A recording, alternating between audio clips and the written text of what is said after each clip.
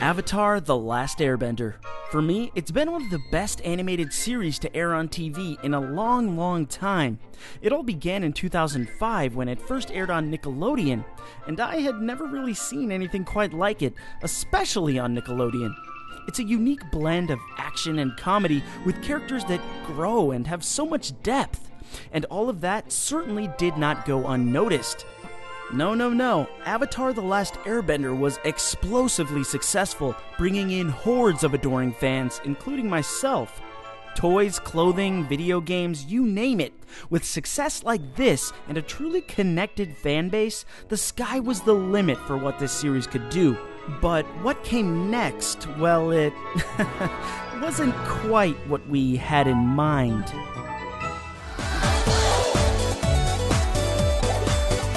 Taking a look at the revamped, rebooted, and reanimated, this is RETOONED.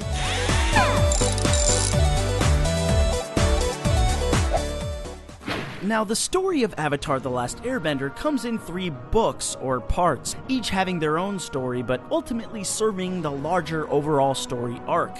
This is one of the things that makes Avatar so rewarding to watch. They have a story to tell with a planned ending. They don't just keep airing it as long as the ratings were good.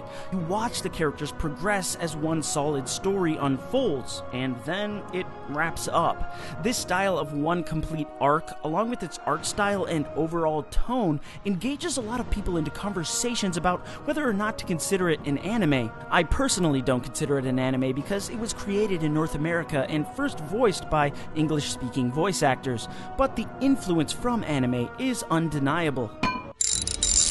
Now, the certain adaptation that we are going to be discussing only covers the subject matter of the very first book, Water, so for this episode of RETOONED, I will only be looking at that. To very briefly summarize the plot, in Avatar, the world is divided into 4 nations, each with the power to control their respective elements: water, earth, fire, and air. And there is just one who has the ability to control all 4 elements, and that is the Avatar. Book 1 tells the story of 2 southern water tribe siblings, Sokka and Katara, as they stumble across the Avatar, Aang, who at the moment only knows airbending. They befriend him and begin to help him on his journey to learn the other 3 types of bending, and help him ultimately bring peace to their world. Sounds relatively simple, right? Well, in 2010, M. Night Shyamalan wrote, directed, and produced the Last Airbender live-action film, and since then it's been hailed as one of the worst films, well, ever. Not so simple, apparently. So, though this film has been universally panned, I want to take a few steps back and ask ourselves a few questions to find out why, and just how it might have been improved. But let's begin with the simplest of questions. Can a live-action Last Airbender movie work? My knee-jerk reaction here is to say, no, it can't really work. Consider something like Lord of the Rings, a beloved book series with a serious fandom, yet the fans are accepting of the films despite its differences from the source material. After reading a book series like that, it's just kind of cool to physically see what the orcs would look like, or what Gandalf's magic might be like in real life. I mean, up until then, the readers have just had their imaginations to go off of. But when you're adapting animated source material, we already have definitive visuals for things, so our imaginations are doing a lot less of the legwork. I think this is why animation to live-action films continue to be subpar. So, though my inclination is to say that no, it can't work, well, I suppose there's always a chance. I mean, I actually don't hate M. Night's Last Airbender entirely. There are some things that I actually like. So let's zoom in on the sadly small amount of good things about this film before we get to, the rest. First thing, set and costume design. It's easy to forget about things like set and costume design because people are so skilled at that kind of thing in movies and TV shows nowadays that we kind of just expect that stuff to be done properly. But there was a great decision here to make things look similar to the way they look in the show. Now, the costumes aren't identical to the show, but by and large they look really similar, so I do appreciate that. They seem to fit into the Last Airbender world really well. They could have totally gone with the Bryan Singer treatment of the costumes and say, we need to make things look cooler so they could fit more into reality. When we first meet some of the Earth Kingdom villagers, I said, hey, that's basically what I would expect them to be wearing. And there are some really nice landscapes and set pieces as well, which bring the correct scope to the movie and help it feel more similar to the show. Second thing, Appa. I've read a few reviews complaining about the effects, and I'll touch on that a bit later, but overall, I don't really see it. This is just what I want Appa to look like in a live-action film. The way he flies and how heavy he seems. They even throw him a few comedic bones, which feels straight from the show. Hell, it's more than they did for Sokka. Third thing, the score. It doesn't necessarily feel too similar to the show, but it's actually really, really cool if you listen to it. James Newton Howard is always rolling out awesome scores, and this one is really no exception. The film has serious scope problems, but the music combined with the costumes and sets do their best to add something. It's worth a separate listen outside of the context of the movie if you want to check it out on iTunes or something like that. It's pretty good. Fourth thing, Dev Patel. Yeah, he looks nothing like Zuko, but I found him to really be one of the only passable actors in this entire film. I feel like he tried really hard and studied the show to get that angsty Zuko-ness, and he did what he could with what he was given. Maybe people had a tough time separating him from Slumdog Millionaire, but I personally enjoyed him, and I gotta give him props, especially for the scene where he had to give Zuko's whole backstory in like one sentence. I think he went through like a pretty cool range of emotions, and I kind of enjoyed it. Fifth thing, the intro. I really appreciated this nearly exact recreation of the intro. When Last Airbender fans went to see this movie, during the intro scene, I'm sure they were thinking, hey, this is pretty cool. Looks like they're gonna stick pretty closely to the source material. Sixth thing, Yue. Less screen time, less annoying, and more hot. And the seventh thing, the Azula ending. Just that last couple of lines that revealed Azula. I admit, I only enjoyed this because of what I already know about Azula from the show, so for anyone else, they were probably like, what the hell is this? But when they did that last couple of lines, just for a brief moment, I was like, oh yeah, can't wait to see Azula kick some ass in the sequel. But then I was like, oh yeah, I don't want a sequel. So that is what I enjoyed about the film. And now it's time for everything else. Let's take a look at this film's many missteps. M. Night's Last Airbender is problematic, but there's one problem that comes flying out at you and slaps you right in your goddamn face throughout the entire movie. Is it okay if you tell me your name? The monks named me Ang. So painful. M. Night Shyamalan decided to change the pronunciation of half of the main characters' names. He went from Aang to Ong, Sokka to Sokka, and even the very pronunciation of Avatar to Avatar. Look, I understand what he's trying to do in terms of language and pronunciation, but you just do not change the protagonist's name. It's one thing if you're adapting a book and there's some room for interpretation about the way the name sounds, but this has been a television show. We've been hearing these names for literally years. We know how they're supposed to be pronounced. This film did not start out on a good foot when it forced us to cringe every time they said a character name. But the cringing, unfortunately, doesn't stop there. Let's talk about casting. In this film, each nation is cast as sort of a different nationality. Clearly a conscious direction they took with it, and that in itself was a bit weird, but it could have worked if the casting was at all up to scratch. For instance, don't cast someone who has literally never acted before as your main character.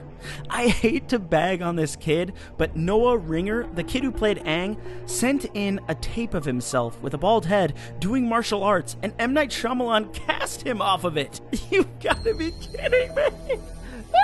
Again, I hate to be mean to this kid. His karate's great, but his inexperience is so apparent that it leads to some of the most painful acting I have ever witnessed. I probably should get home. I'll be worried.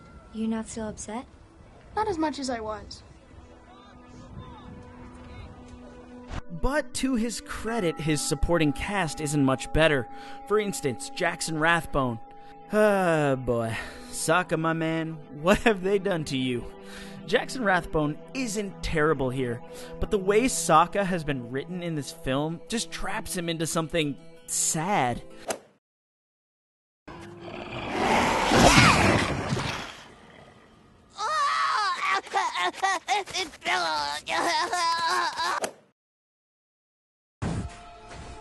What is this thing?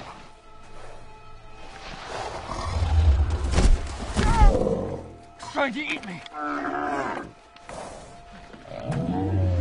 Sokka is quirky, weird, and funny, but this? So, are you the Avatar, Ong? What is this? Did these guys even watch the show even once? Sokka is one of my favorite animated characters of all time, and for all intents and purposes, he doesn't appear in this movie. As for the rest of the cast, well, not much to speak highly of. It's Master Water. You must release your emotions wherever they may lead you.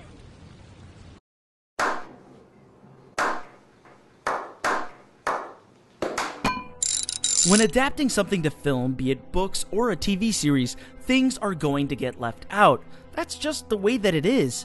You shouldn't watch anything adapted from source material that you love if you can't handle material being removed. And to be fair, this film actually does a decent job of selecting what's crucial to the plot in order to function as an on-screen story. But there is one last thing. One thing that could have maybe saved this movie from being completely terrible. The fighting.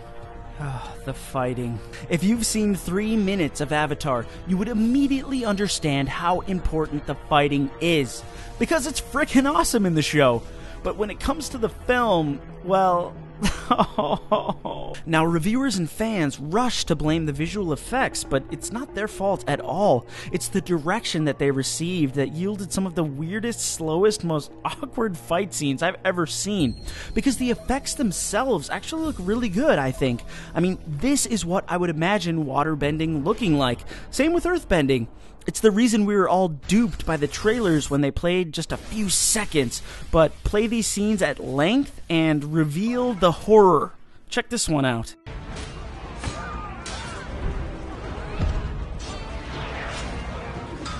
Oh boy, we all know sword fights are choreographed for movies, but this sword fighting looks like a toy sword fight between kindergartners. You know, where one kid just sort of sticks his sword out there for the other kid to hit. It's like the bad guys aren't even trying to kill them, they're just going through some stale choreography. It'll be fixed in editing with sound effects and quick cuts like the Bourne Identity.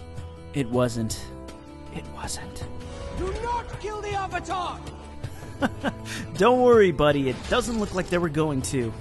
And let's not forget this strange scene in the Earth Kingdom village. I'll play it in real time so we can see just how slow things happen and how awkward it feels. All airbenders should be dead. Kill him! All airbenders should be dead? What?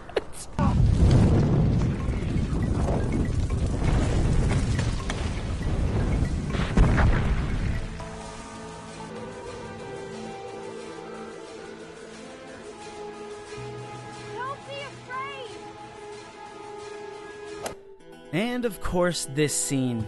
I think doing this kind of thing works a bit better when the actor has something to work with. It's not that Momo looks bad, but the actor was just told to raise his arms, and it feels quite strange. Okay, maybe I'm nitpicking a bit here, but I'm just doing what all Last Airbender fans did when they saw this movie and trying to understand what the hell happened. So, from what we've seen, do we think that another try on this property could succeed in the places where this one failed? I don't think that's a good idea. Again, I'm tempted to say no, but if this video is able to help the, God forbid, future creators, if it's able to help them out even a little bit, then I think I've done my job. But for now, there's only one remedy for seeing the live-action Last Airbender movie. Go back and watch the originals, and remember all of the things that we love about this series. Great characters that grow, excellent fight scenes, and something that I don't think the creators of the film have ever heard of. Comedy. My cabbages! Alright, thanks for watching, everyone. And as we depart, I hope you'll join me in crossing fingers for this to not ever happen to Korra.